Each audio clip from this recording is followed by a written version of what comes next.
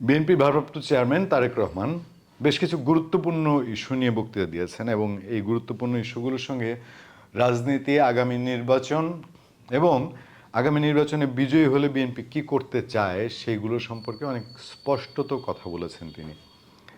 গুরুত্বপূর্ণ দিক হচ্ছে যে দেশে এখন নির্বাচন কবে হবে সেই বিষয়টা এখনও পরিষ্কার না বা কোনো রোডম্যাপ নাই।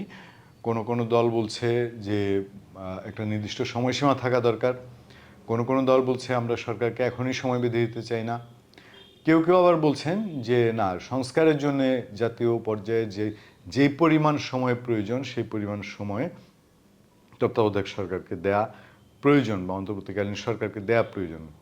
এমন একটা সময়ে তারেক রহমান, তিনি বিএনপির নেতাকর্মীরা ছিলেন এবং বিএনপি স্থায়ী কমিটির সদস্যরা ছিলেন, তার মধ্যে গুরুত্বপূর্ণ যে ইস্যুগুলো তিনি তুলেছেন সেগুলোর প্রায় সমস্ত পত্রপত্রিকায় যে রিপোর্ট করেছে সেই রিপোর্টটি হলো যে জাতীয় সরকার ও দ্বিকক্ষ বিশিষ্ট সংসদের পরিকল্পনা জানালেন তারেক রহমান। দ্বিকক্ষ বিশিষ্ট সংসদের কথা আমাদের যতটুকু মনে পড়ে আসমা আব্দুর রব বেশ অনেকবার বলেছিলেন, যদি ভুল না করে থাকি। এবার তারেক রহমান এই প্রসঙ্গটি তুললেন। আমরা শুধু এটুকু বলতে পারি যে একটা রাজনৈতিক দল যখন বড় কোনো রাজনৈতিক বা জাতীয় সিদ্ধান্তের দিকে যায়, অনেক দূর সে চিন্তা করে এবং রাজনীতি দেশের ভেতরে কি হচ্ছে না হচ্ছে এই বিষয়গুলোর দিকেও তারা দীর্ঘ সময় এটাকে স্টাডি না করা ছাড়া এ ধরনের বিষয় সামনে আসার কথা না। নিশ্চয়ই বিএনপি বা তাদের থিঙ্ক ট্যাঙ্করা সেটা নিয়ে চিন্তা করেছেন বা তারেক রহমান নিজেও চিন্তা করেছেন। তিনি বলছেন যে জনগণের সমর্থন নিয়ে বিএনপি ভবিষ্যতে জাতীয় সরকারের মাধ্যমে দেশ পরিচালনা চায় বলে জানিয়েছেন বিএনপির ভারপ্রাপ্ত চেয়ারম্যান তারেক রহমান। তিনি বলেন, স্বাধীনতার পর একটা জাতীয় সরকারের পরিবর্তে আওয়ামী লীগ দলীয় সরকার ক্ষমতায় আসায় দেশ প্রথম দিন থেকেই বিভক্ত হয়ে পড়ে।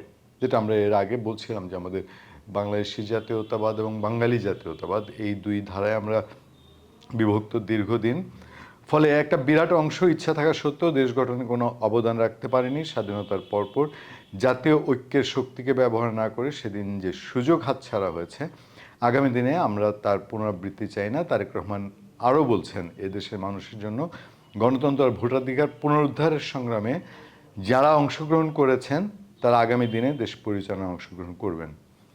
তিনি বুধবার বিএনপির ঢাকা বিভাগীয় মাঠ পর্যায়ের নেতাকর্মীদের সঙ্গে মত বিনিময় অনুষ্ঠানে এই কথাগুলো বলছেন। সেখানে বিএনপির নেতারা উপস্থিত ছিলেন, স্থায়ী কমিটির নেতারা।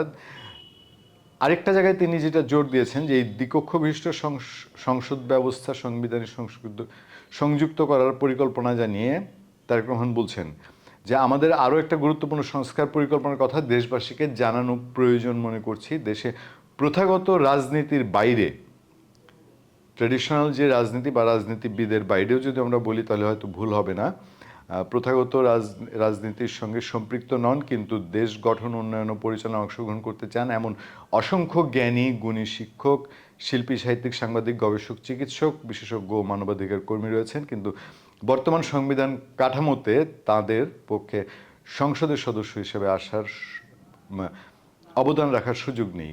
তাদের সেবা আর অবদান দেশে কাজে লাগাতে বিএনপি উচ্চকক্ষ সহ দ্বিকক্ষ বিশিষ্ট পার্লামেন্ট ব্যবস্থা সংবিধানে সংযুক্ত করতে চায়।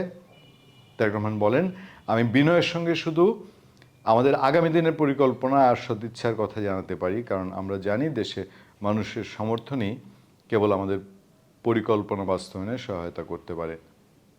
জাতীয় সরকার কারা থাকবেন সেই ইঙ্গিতও তারেক রহমান তার বক্তৃতায় দিয়েছেন। বর্তমান পরিস্থিতিতে জনগণের আশা ও ভাষার সঙ্গে নিজেদের মানিয়ে আস্থা ও বিশ্বাস অর্জনের জন্য নেতাকর্মীদের পরামর্শ দেন বিএনপির বিএনপির ভারপ্রাপ্ত চেয়ারম্যান। সেই সঙ্গে তিনি সাম্প্রতিক সময়ের গজিয়ে ওঠা অদৃশ্য প্রতিপক্ষ শব্দটা তিনি বলছেন যে অদৃশ্য প্রতিপক্ষ মোকাবেলায় নিজ রাজনৈতিক প্রজ্ঞার কৌশল প্রয়োগের নির্দেশনা দেন। তিনি বলেন, আপনাদের আত্মার আর অবদানের মুষ্টিমেয় হটকারীর অপকর্মে ক্ষতিগ্রস্ত হতে কেন দেবেন? সমর্থন থাকুক, সচেতন হন, প্রতিরোধ করুন। এই শব্দটা খুব গুরুত্বপূর্ণ যে তারেক রহমান বলছেন যে অদৃশ্য এক প্রতিপক্ষ।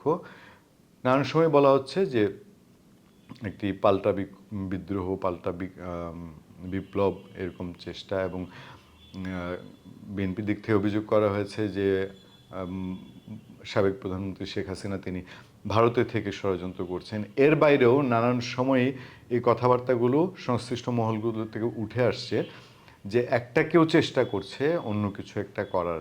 তারেক রহমানও সেই অদৃশ্য প্রতিপক্ষের কথা বলছেন।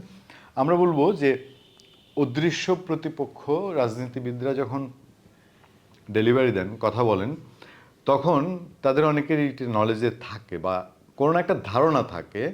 সেই ধারণাটি নিশ্চয়ই আগামী দিনে বিএনপির দিক থেকে হোক, তারেক রহমানের দিক থেকে হোক, অথবা বর্তমান সরকারের দিক থেকে হোক, একদিক থেকে এটা পরিষ্কার হওয়া প্রয়োজন জনগণের কল্যাণের জন্য, জনগণের প্রয়োজনে। আপাতত এই প্রত্যাশা রেখেই শেষ করছি। ধন্যবাদ সবাইকে। ভালো থাকবেন, সুস্থ থাকবেন। আবার দেখা হবে, আবার কথা হবে।